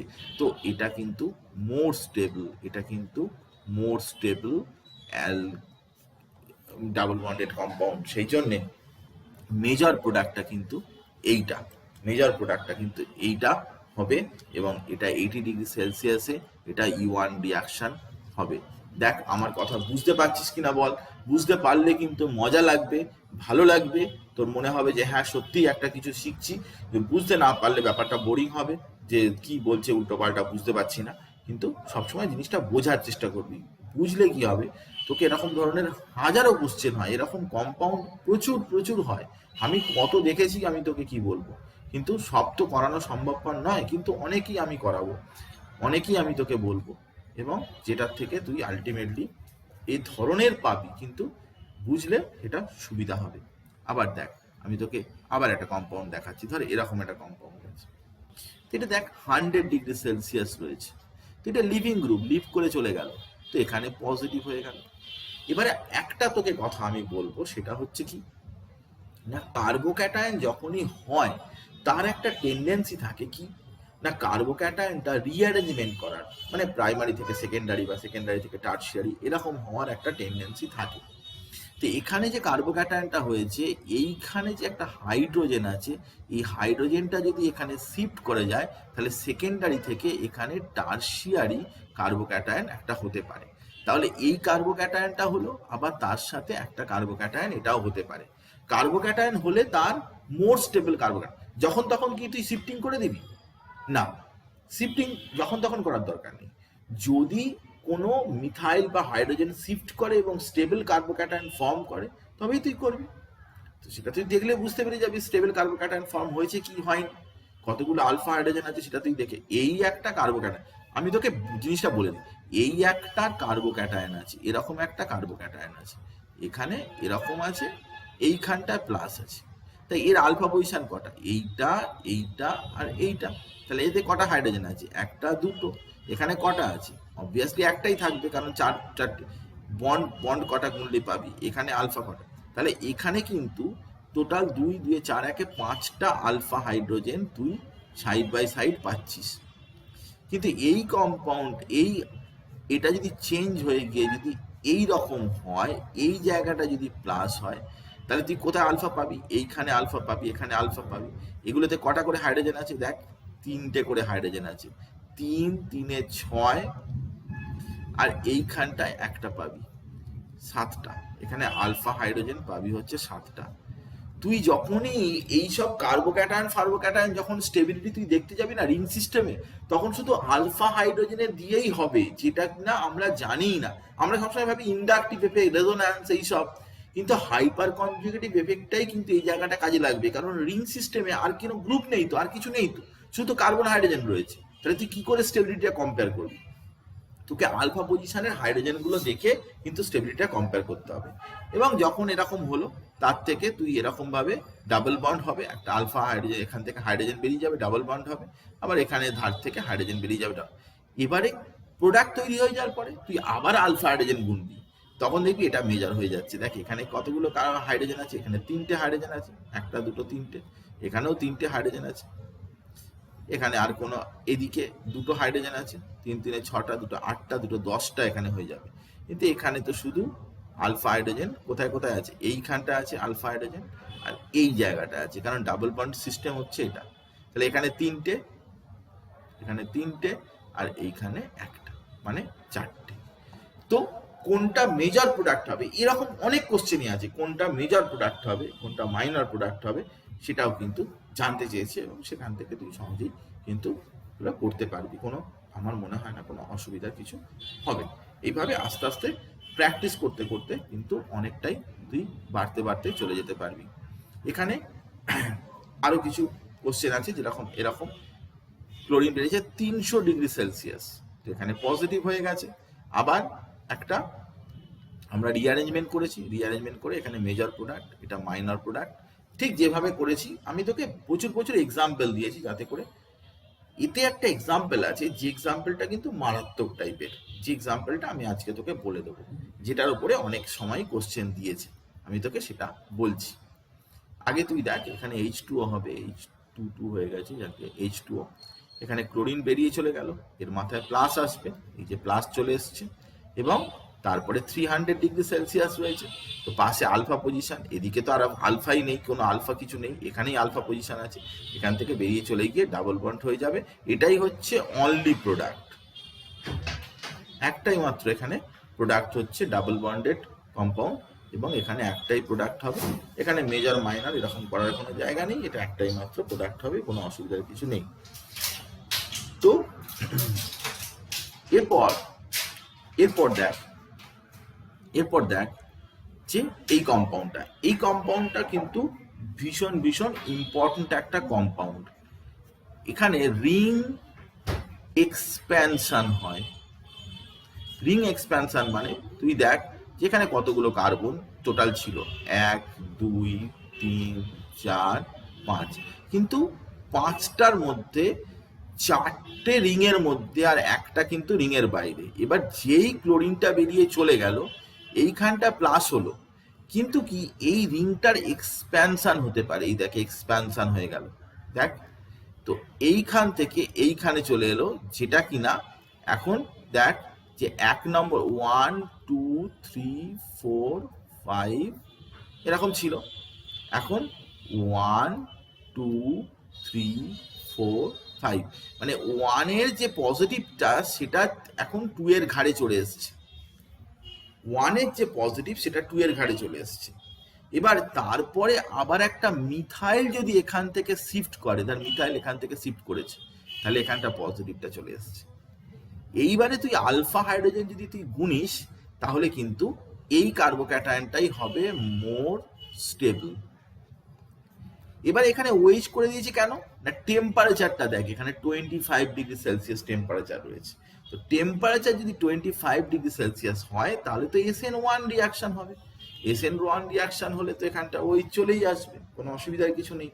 তো এটা একটা SN1 টাইপের রিয়াকশন হয়ে গেল, রিং 4 মেম্বার থেকে 5 মেম্বার রিং হলো, মানে মোর স্টেবল কার্বোক্যাটায়ন ফর্ম করলো, এটা মোর স্টেবল, আমি লিখে দিলাম মোর স্টেবল কার্বোক্যাটায়ন।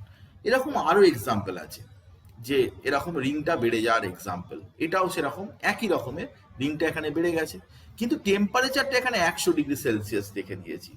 দেখ একই জিনিস, কিন্তু টেম্পারেচারটা চেঞ্জ করে দিয়েছি, টেম্পারেচার যেই চেঞ্জ করেছি, আগেরটা যেরকম কি হয়েছে, আগেরটা যে অ্যালকোহল তৈরি হয়ে গেছে, এখানে ওএইচ তৈরি হয়ে গেছে, কিন্তু যেই টেম্পারেচারটা চেঞ্জ করে দিয়েছি, তখন কিন্তু এখানে কিন্তু SN1 হবে না, এখানে E1 রিয়াকশন হবে, এবং যার জন্য এখানে আলফা পজিশন যতগুলো জায়গায়, এখানে আলফা আছে, এখানে আলফা আছে, এখানে আলফা আছে, একবার এখানে ডাবল বন্ড, একবার এখানে ডাবল বন্ড, একবার এখানে ডাবল বন্ড, এরকম হবে। তো এইটাই মেজর প্রোডাক্ট হবে, কারণ maximum number of alpha hydrogen ওর মধ্যে রয়েছে। এরকম আরো একটা রিং ক্লোজারের এক্সাম্পল আমি তোকে দিয়ে দিচ্ছি, সেটা হচ্ছে এইটা, এটা 5 মেম্বার রিং থেকে 6 মেম্বারে, দেখো 1 2 3 4 5 6, সেটাই আবার এখানে 1 2 3 4 5 6, এটা 1 2 3 4 5 6, এই দুটো 1 নম্বর কার্বনে ছিল, এখনো রয়েছে, শুধু এই পজিটিভটা যেটা সেটা 2 নম্বর কার্বনে চলে এসছে, মানে মোর স্টেবল। এবার এখান থেকে মিথাইল শিফট করেছে, দেখ দুটো ছিল, দুটো মিথাইল ছিল, একটা মিথাইল শিফট করেছে, এটাই হচ্ছে মোস্ট স্টেবল কার্বো ক্যাটায়ন। বা এটা 200 ডিগ্রি সেলসিয়াস করেছে। বাই চান্স যদি এই রিয়াকশনটা যদি দেখা যেত যে 10 ডিগ্রি বা 20 ডিগ্রি সেলসিয়াস হয়েছে, তখন কি হতো আমি তোকে বলে দিচ্ছি। তুই সরাসরি এই কম্পাউন্ডটা চলে আসতো, কত মজাদার ব্যাপার দেখ, সরাসরি এটা চলে আসতো এবং এই জায়গাটায় একটা ওএইচ গ্রুপটা চলে আসতো, এই জায়গাটায় দেখ এখানে দুটো গ্রুপের মধ্যে একটা গ্রুপ এখানে সাইডে চলে এসছে, আবার একটা এখানে ওএইচ চলে এসছে, মানে চূড়ান্ত রকমের চেঞ্জ হয়ে গেছে জিনিসটা, যে রিং বেড়েছে, আবার পাশ থেকে মিথাইল একটা সরে গেছে। এত কিছু হওয়ার পিছনে কারণ হচ্ছে যে কি না, স্টেবল কার্বোক্যাটায়ন তৈরি হয়েছে, রিং এক্সপ্যানশনও হতে পারে, রিং এর আবার মিথাইল বা হাইড্রোজেন এগুলো শিফটও হতে পারে। আমি তোকে যা রেগুলার এক্সাম্পল, যেসব এক্সাম্পল থেকে কোশ্চেন এসছে সেই সব এক্সাম্পলই আমি তোকে দেখাচ্ছি, কোনো অসুবিধা কিছু নেই। তুই এগুলো পড়বি, না বুঝতে পারলে আমাকে বলবি, আমাকে প্লিজ আমাকে বলবি, আমি তোকে জলের মতো পরিষ্কার করে দেবো, এমন কিচ্ছু ব্যাপার নয়। এগুলো এগুলো কিন্তু তোকে জানতেই হবে, কারণ এলিমিনেশন রিয়াকশনে এই রিং এক্সপ্যানশন এবং মিথাইল শিফটিং এর উপরে প্রচুর কোশ্চেন আছে, এগুলো আগামী দিনেও দেবে পরীক্ষায়। এক একটা কোশ্চেন 4 নম্বর সেহেতু কিন্তু একেবারেই হেলাফেলা করার জায়গা নয়। আমি E1 রিয়াকশন পর্যন্ত পর, এখনো E2 রিয়াকশন আমাদের বাকি রয়েছে। E2 reaction fur more interesting, সেখানেও আরো অনেক ঘটনাবলী আছে, এত কিছু পড়ালে তোর মাথায় ঢুকবে না একসাথে। তো আমি এই পর্যন্ত